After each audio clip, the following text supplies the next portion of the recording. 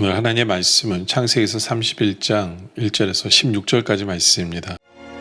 야곱이 라반의 아들들이 하는 말을 들은즉 야곱이 우리 아버지의 소유를 다 빼앗고 우리 아버지의 소유로 말미암아 이 모든 재물을 모았다. 야곱이 라반의 안색을 본즉 자기에게 대하여 전과 같이 아니하더라. 여호와께서 야곱에게 이르시되 네 조상의 땅, 네 족속에게로 돌아가라. 내가 너와 함께 있으리라. 야곱이 사람을 보내어 라헬과 레아를 자기 양떼가 있는 들로 불러다가 내가 그대들의 아버지의 안색을 본즉 내게 대하여 전과 같지 아니하도다. 그러할지라도 내 아버지의 하나님은 나와 함께 계셨느니라. 그대들도 알거니와 내가 힘을 다하여 그대들의 아버지를 섬겼거늘 그대들의 아버지가 나를 속여 품삯을 10번이나 변경하였느니라. 그러나 하나님이 그를 막으사 나를 해치지 못하게 하셨으며 그가 이르기를 점 있는 것이 내 삭시 되리라 하면 온 양떼가 낳은 것이 점 있는 것이요 또 얼룩무늬 있는 것이 내 삭시 되리라 하면 온 양떼가 낳은 것이 얼룩무늬 있는 것이니 하나님이 이같이 그대들의 아버지의 가축을 빼앗아 내게 주셨느니라. 그 양떼가 새끼 뵐 때에 내가 꿈에 눈을 들어보니 양떼를 탄 순양은 다 얼룩무늬 있는 것과 점 있는 것과 아롱진 것이었더라. 꿈에 하나님의 사자가 내게 말씀하시기를 야곱아 하기로 내가 대답하기를 여기 있나이다 하매 이르시되 내 눈을 들어보라. 양떼를 탄 순양은 다 얼룩무늬 있는 것, 점 있는 것과 아롱진 것이니라. 라반이 내게 행한 모든 것을 내가 보았노라. 나는 베델의 하나님이라. 내가 거기서 기둥에 기름을 붓고 거기서 내게 서원하였으니 지금 일어나 이곳을 떠나서 내 출생지로 돌아가라 하셨느니라.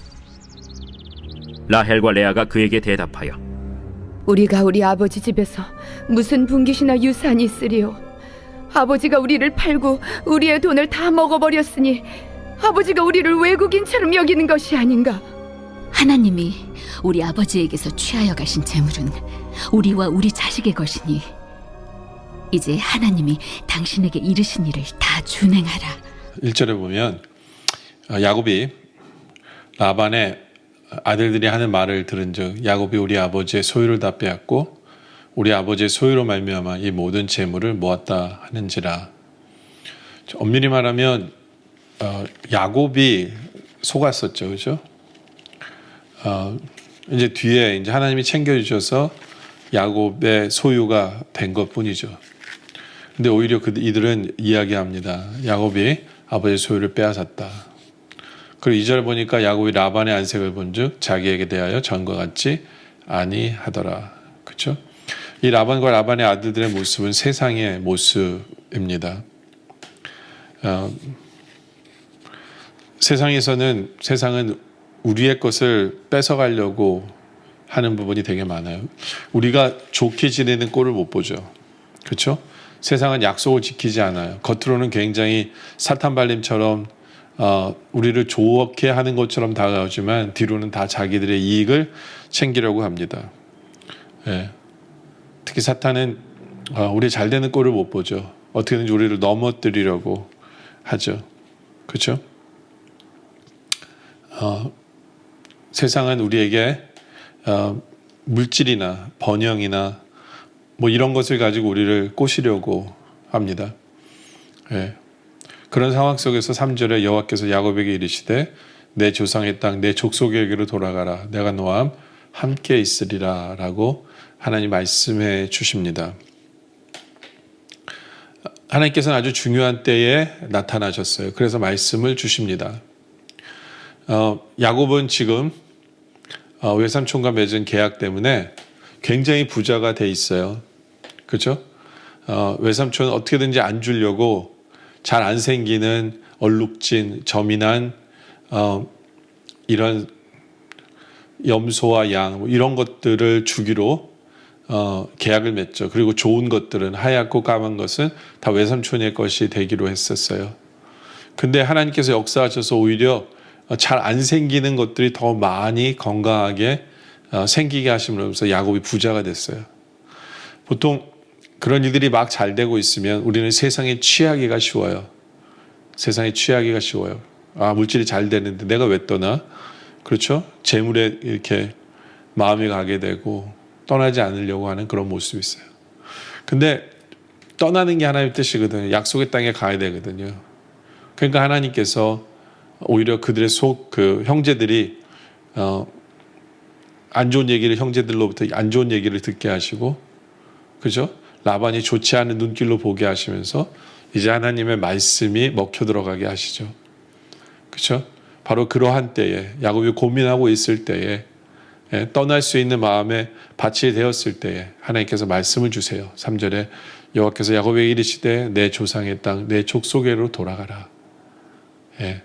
그리고 그냥 가라는 게 아니에요. 하나님 말씀하세요. 내가 너와 함께 있으리라 라고 말씀하세요. 내가 너와 함께 있으리라. 그렇죠? 우리 하나님께서는 우리가 늘 하나님 뜻 앞에서 순종하며 하나님 뜻으로 나아가기를 원하십니다. 예, 혹시 우리의 모습은 세상에 취해서, 세상의 물질에 취해서, 번영에 취해서 그 말씀이 들리지 않는지, 들리고 있진 않은지, 순종 안 하고 있지 않은지를 우리가 돌아보기를 원합니다. 그래서 4절에 야곱이 사람을 보내어 라헬과 레아를 자기 양떼가 있는 들로 부릅니다. 아주 중요한 얘기를 하려고 두 아내를 부르죠.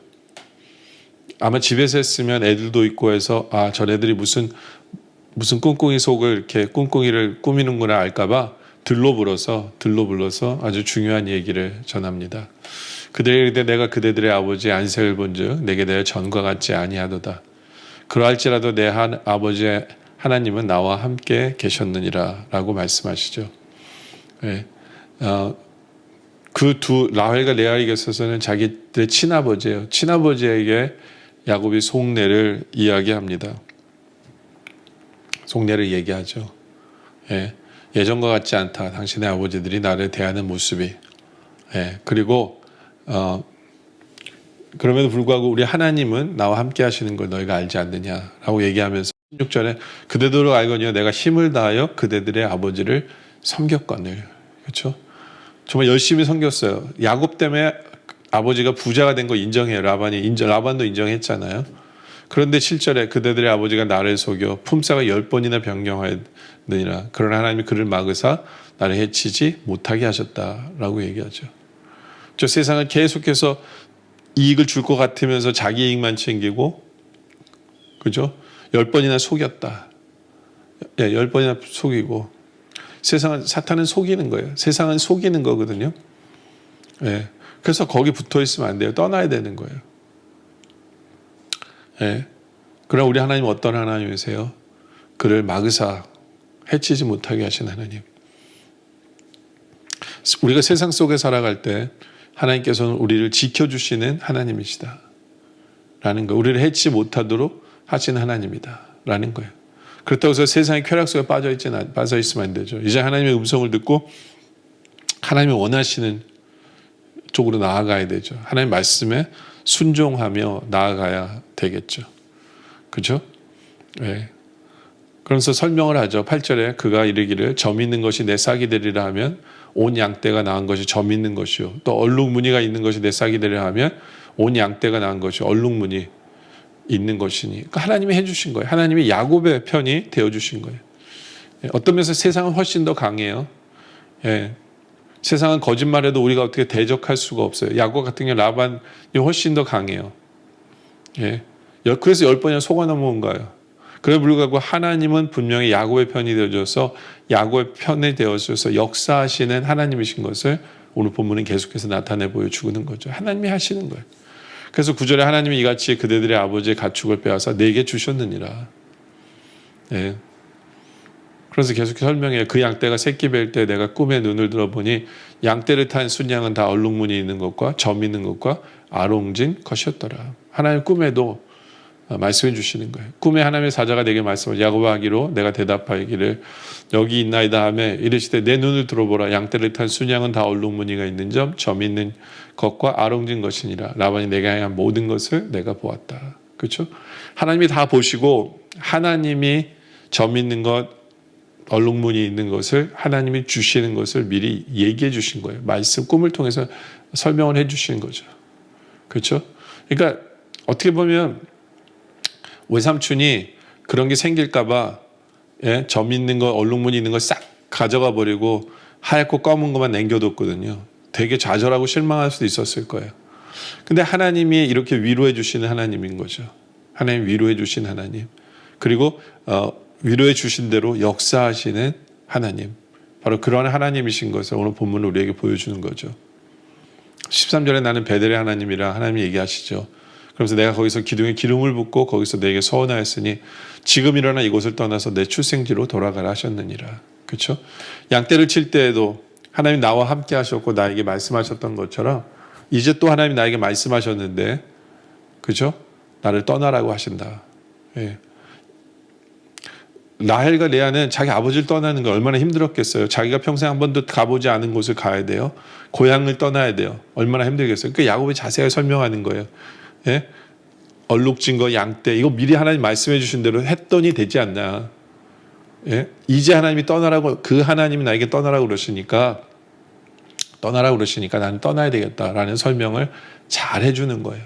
잘 해줘요. 예. 그랬을 때 14절에 라헬과 레아가 그에게 대답하여 이르되 우리가 우리 아버지 집에서 무슨 분깃이나 유산이 있으리요. 그죠? 여자잖아요. 여자는 유산을 못 받거든요. 분깃을 못 받아요. 예. 굉장히 현실적인 얘기를 하는 거예요. 그러면서 아버지가 우리를 팔고 우리의 돈을 다 먹어버렸으니 아버지가 우리를 외국인처럼 여기는 것이 아닌가. 그죠? 야곱에게 팔았어요. 예. 그러면서 16절에 하나님이 우리 아버지에게 취하여 가신 재물은 우리와 우리 자식의 것이니 이제 하나님이 당신에게 이르신 것을 다 준행하라. 감사하게도 두 아내가 야곱과 같은 마음을 갖게 하신 것도 하나님의 은혜예요. 어떻게 보면 친정집 욕한 거였거든요. 친정집 욕한 거예요. 그리고 친정집을 떠나서 가야 된다, 고향을 떠나서 가야 된다고 얘기했을 때 하나님께서는 정말 레아와 라헬의 마음을 하나 되게 하시는, 야곱과 한 마음 되게 하시는 그 은혜를 보여주시는 거죠. 그렇죠? 세상은 우리가 이익 보는 것을 시기하고 질투하고 우리에게 사기치고 우리를 넘어뜨리려고 하고 거짓말하고, 그것이 세상이에요. 또 그게 사탄이고, 그러한 상황 속에서 우리 하나님은 우리와 함께 하시고, 그렇죠? 우리를 지키시는 하나님. 예. 그리고 한마음 되게 하신 하나님. 예. 바로 그런 하나님 때문에 이제는 우리가 깨어 있어. 이제는 깨어서 하나님의 뜻이 무엇인가를 더 생각하고 그 말씀에 순종하며 나아가는 바로 그런 삶을 살아가는 우리 모두가 되어지시길 주님의 이름으로 축원합니다. 기도드리겠습니다. 하나님 아버지, 세상은 어떻게든지 우리를 넘어뜨리려고 거짓말하고 사기치고, 우리가 잘 되는 꼴을 보지 못하고 시기하고 질투하는 바로 그것이 세상인 것을 우리가 깨달아 알게 하여 주시옵소서. 그런 세상 속에서 우리가 살아갈 때 우리가 나와 함께 하신 하나님이 나를 지켜주셨기에 우리가 이렇게 서 있는 것을 우리로 기억하게 하여 주시옵소서. 하나님께서 우리와 함께 하시고 우리를 지키시고 보호하시고 인도하시고 갚아주시고 채워주시고 역사해 주신 그 하나님의 은혜를 우리가 바라보면서 이제 하나님께서 우리에게 말씀하시는 그 말씀에 순종하는, 결단하는 그런 우리의 삶이 되게 하여 주시옵소서. 간절히 바라기는 나 혼자만의 싸움이 아니라 우리 가족들이, 온 가족이 한 마음으로 영적으로 하나가 되어서 함께 하나님의 뜻을 이루어가고 순종할 수 있도록 주님 역사하여 주시옵소서. 오늘 말씀에 감사드리며 계속된 기도 속에 함께 하셨길 바라며 예수님의 이름으로 간절히 기도드립니다. 아멘.